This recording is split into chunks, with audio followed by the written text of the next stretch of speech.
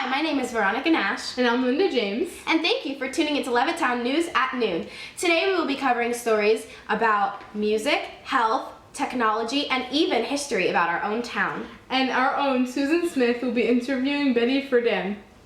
Yesterday, June 17, 1950, the first kidney transplant operation took place. Dr. Richard Laurer, a surgeon at the Little Company of Mary Hospital in Chicago, had done a few experimental organ transplants with dogs before, but yesterday he performed the first organ transplant on a human.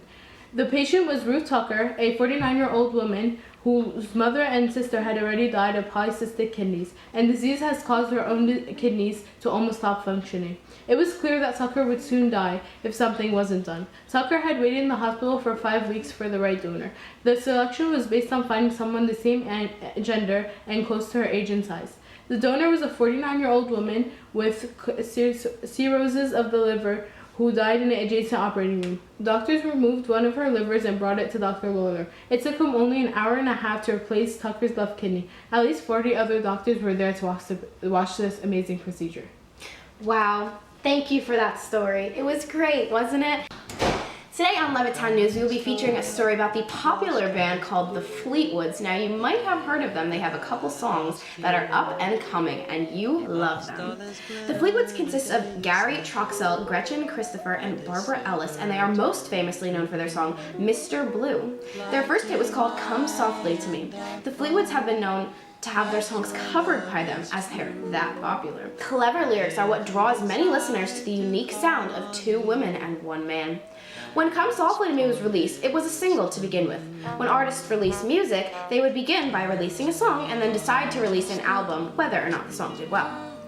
Come Softly to Me was used as a teaser for the rest of their album that was released on February 16, 1959, and the album was released shortly thereafter. The album was extremely successful and even reached the UK top 5 in barely any time. The follow-up song to Come Softly With Me was Graduation's Here. That song, however, did not do as well, and they did not end up making a lot of money off of it. They began to lose listeners until the release of Mr. Blue, their most popular song. Many listeners fawned over this song as it brought back the liveliness of the 50s and produced an authentic sound. Now, you might not know that they did not write Mr. Blue. Dwayne Blackwell wrote that song, and he was quite famous for writing songs for other bands to perform. He wasn't much of a singer himself. Later on, the Fleetwoods lost a member due to her uncooperative attitude, and according to Gary Troxell, she was narcissistic and only cared about the money the band made. Gretchen Christopher was kicked out of the band, and they were forced to rename their songs and even change the sound of their music. The music never sounded the same, and the Fleetwoods even lost some of their listeners due to this. Now, personally, I don't know about you, but I love their music. It's great, it's upbeat, and it reminds me of my teens. You should listen to some. Breaking news! As the veterans return from fighting World War II, housing is in great demand. To meet these demands, the government and private industries are working together to create affordable housing. A man named William Levitt is one of the most important and known builders to create these suburbs. The suburbs are being built on 1,200 flat acres of potato farmland near Hicksville, Long Island. There are currently 10,600 houses built, and more are being built right this second. The houses in the suburbia known as Levittown are selling for a uniform price of $7,990. The houses have one floor with a living room, bathroom, kitchen, 2 bedrooms. The government is helping buyers by liberally insuring their mortgage. Buying these houses are now as easy as renting them. To buy a house, you put 5% down and nothing if you're a veteran, and you pay for the house over a 30-year period. If it doesn't get better than this, go out and buy yourself a house in the suburbs. And now we go to Susan Smith with her interview with Betty Friedan. Hi, I'm Susan Smith, and I'm here with Betty Friedan, the author of The Feminine Mystique. Welcome, Betty. Thank you. When reading the results of the questionnaire you sent in college, why were you as shocked as you were? Well, the expectation of women today is just to become a housewife. It's just what you do. It seemed as if women just did what was expected of them without complaints or rebellions per se. It was just the norm. To see how many people were actually unhappy with the situation was truly interesting. Are you personally unhappy with the expectation of women today? Yes, but I thought I was in a minority. I thought most women were content with the situation. Now, you have your doctoral degree in psychology. Was it that in particular that made you feel restricted and unhappy with the situation? It's not very common for a woman to go to college. Like I said, women just fulfill the expectation. This is mainly why I thought I was a minority. However, after the questionnaire, I realized that women have higher expectations of themselves, and that is truly beautiful and inspirational. And that's why you wrote The Feminine Mystique? Of course. The Feminine Mystique turned out to be the start of the feminist movement. How does that make you feel? That's what I hoped it would do. I believe women are truly capable of so much more than just becoming a housewife and following society's expectation. And I wanted my book to plant that idea in their minds. I wanted to help women feel comfortable and make a change for all women, forever. Thank you for taking the time to speak to us today, Betty. Of course, anytime. And now, a word from our sponsors. That guy over there is so cute. I want to talk to him, but... Oh, my breath smells! What am I gonna do?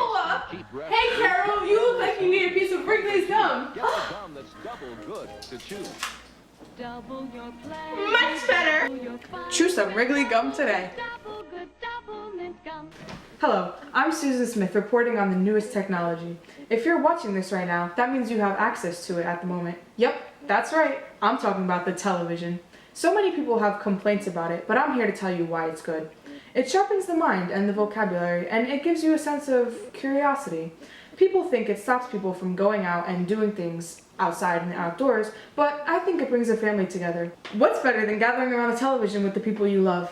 TV is going to be a big part of our future and the sense of education. It is revolutionizing life as we know it, and it's better for the economy. Thanks, Susan, for that wonderful article about TV, and I personally agree. My family and I love watching TV together. It brings us all together, and it gives us a sense of family, and just what we love doing. Thank you for tuning in to Levittown News at Noon from yours truly, Veronica Nash. And Linda James. And Susan Smith. Have a great day, Levittown.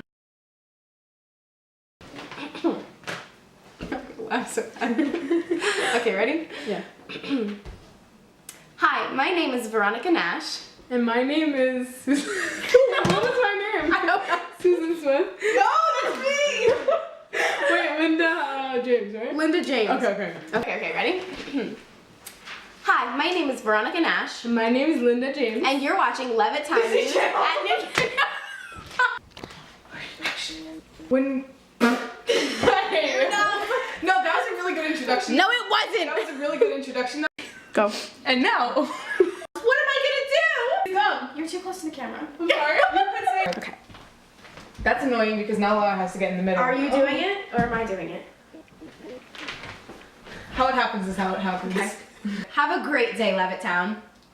That was. Have a great day, Passaic Valley. That's what I mean. Have a good day, Hornet. Have a great day, Passaic Valley. That's what I.